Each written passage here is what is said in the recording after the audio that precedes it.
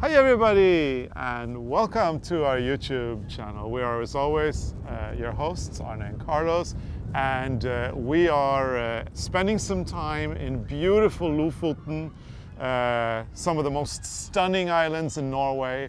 We are north of the Arctic Circle, in the land of the midnight sun, with some very noisy seagulls, and as you can see, there is a little snow behind us as well. We are, after all, north of the Arctic Circle. And it's windy tonight, actually. It's quite windy. Tonight, because it is very late at night, the sun doesn't set here. It's windy. And as many of you know, the COVID pandemic had to, changed a lot of things for us. We've been ill, we are back now. We didn't have time to record anything for the summer, so we are doing some of our favorite reruns. Yes. And what do we have for you guys this Sunday, Arne? We have the double knitting, because a lot of you were making the squares during the quarantine knitting, and some of you made double knitting. And a lot of you asked for double knitting episodes. So we will do a rerun, is that Yes. what you call it, on double knitting like this. And I once brought this one, yeah. my mouse pad. Yeah, once you learn the double knitting technique, you will be able to knit this easily. So one white side with a black deer and a black side with a white deer. So you do 2 in 1. Yep. So we hope you will enjoy this episode, and we will be back with new episodes very, very soon. In the meantime, we hope you are enjoying your summer as much as we are. See, it's like a flag.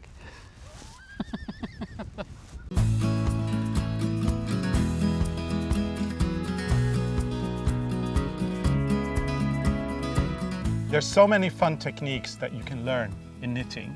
Today we want to talk about double knitting, which is something that we learned from a local lady a few years ago. Would you like to start casting on, Arne? Yes. Great. And in the meantime, I'll talk about double knitting. It means literally that when you knit, you're knitting 2 sides of something at the same time.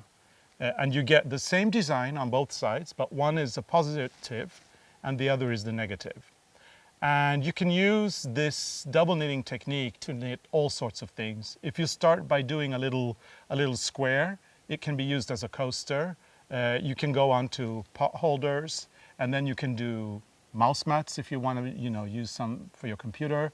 You can do scarves. It's actually really, really good if you're going to do Fair Isle patterns on scarves, because you'll get 2 sides and you won't get those threads that hang out on the back. You can do blankets. Blankets. Also. You can do patchwork blankets. Knit blankets. Different squares and then sew them together, and then you've got a double-sided blanket.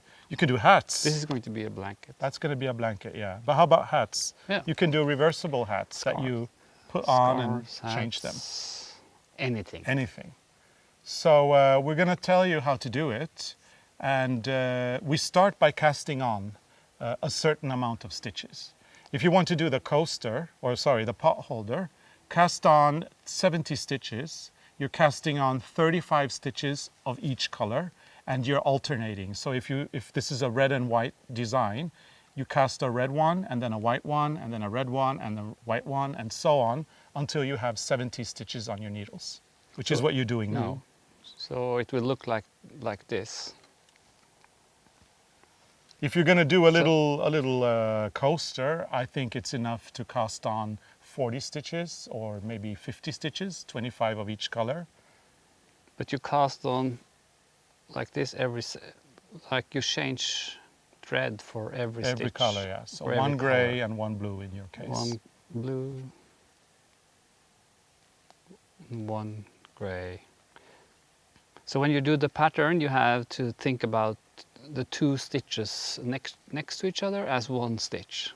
So you have to remember that you're knitting, like on this, you knit one blue side with gray pattern, and on the other side it's a gray side with blue pattern. Yeah. Now you will always need 2 colors, and you will always need to have a design inside of what you're knitting. If you don't, then it will split like this. So should I start to knit my way on this one, just to show? I do the easy one, the one with the pot holder with squares like Yeah. that. We've been teaching this class and we've done some workshops in it. And our experience with these workshops is that it actually is a very different way of knitting it depending on whether you're a thrower or a picker. Arne will show you the way to do it if you're a picker, and afterwards I'll show it the way you do it if you're a thrower. I start just to show you. Then I do the picking. First I take off the first stitch. I put the needle under the two threads and I take off the other one, because we think it's nicest when the first stitches are slipped off.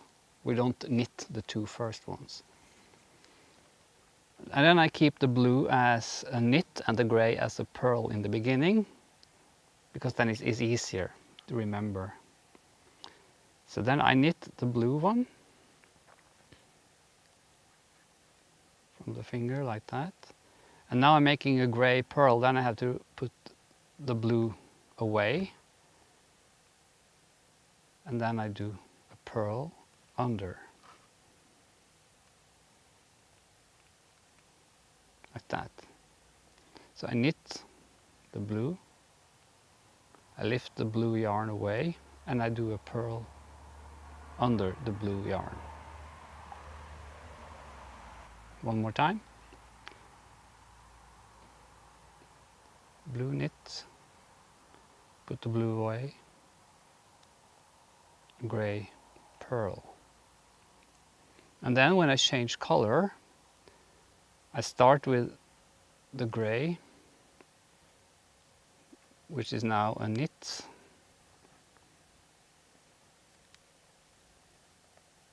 So when you change color, you get two colors next to each other. That can be very confusing. Yes.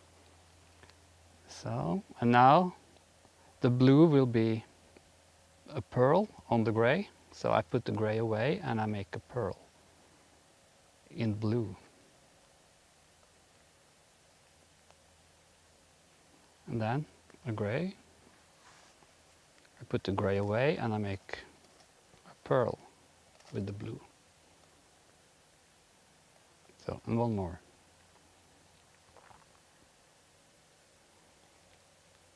So I do knit gray, put the gray away, and I do blue purl. You don't see it yet, it's a bit too early, but when you do the second needle, then you will start to see the pattern.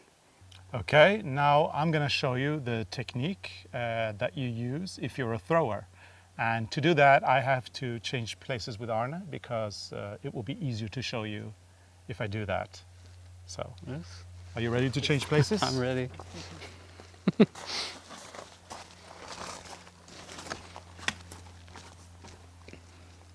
So, to start your row, you are going to slip the first two stitches, and you have to make sure to have the thread facing you. So you slip the first stitch like this, and then you slip your second stitch. There we go. And now I have both threads facing me. So we're going to do exactly the same thing that Arne did, but instead of picking, we're going to be throwing, and we're going to be knitting, and we're going to be purling the stitches. So you take both threads in your hand, and then you put them behind the needle like this, because this is going to be the first. This is going to be the first knit.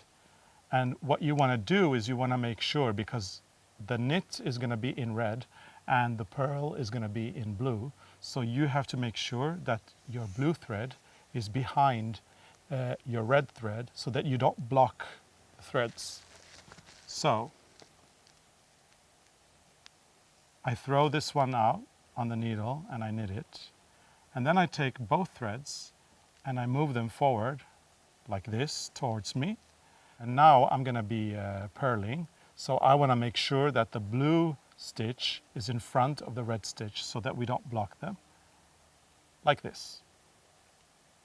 And I purl that. Then we go backwards, or back with the threads against you, and make sure that the blue thread doesn't block the red thread. And we knit the red thread like this. Move them forward again towards you. Make sure that the blue thread is under the red thread and that the red thread is not blocking, and purl. Like this. As you can see with my pot holder, I have knitted a little bit more than Arne, and you can see already here that when I knit, I'm knitting the one side against me, and when I'm purling this side here.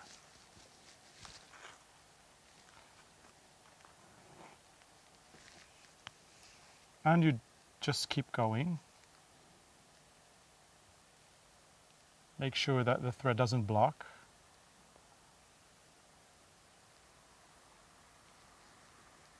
Purl towards you, against you, away from you, sorry.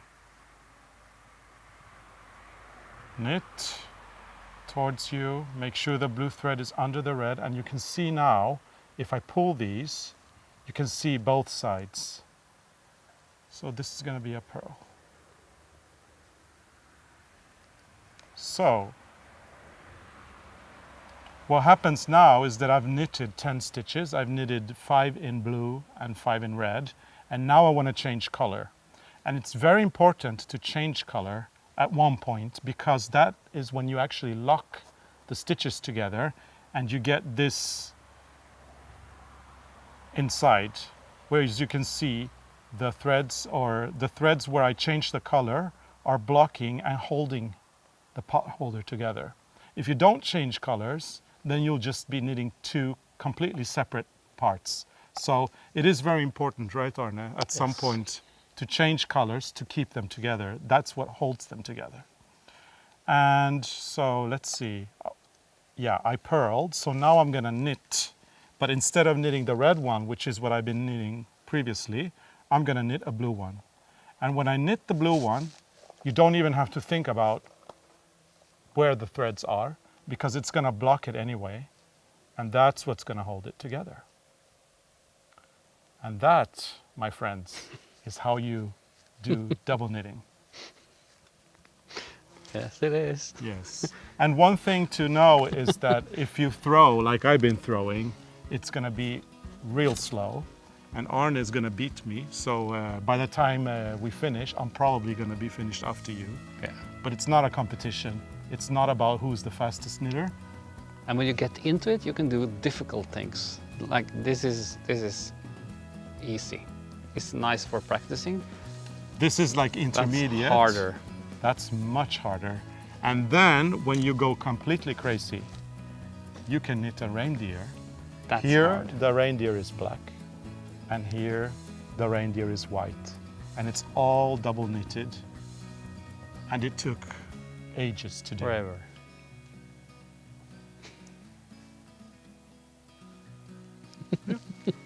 I think we're done. Yeah, we're done. Let's knit. Let's knit.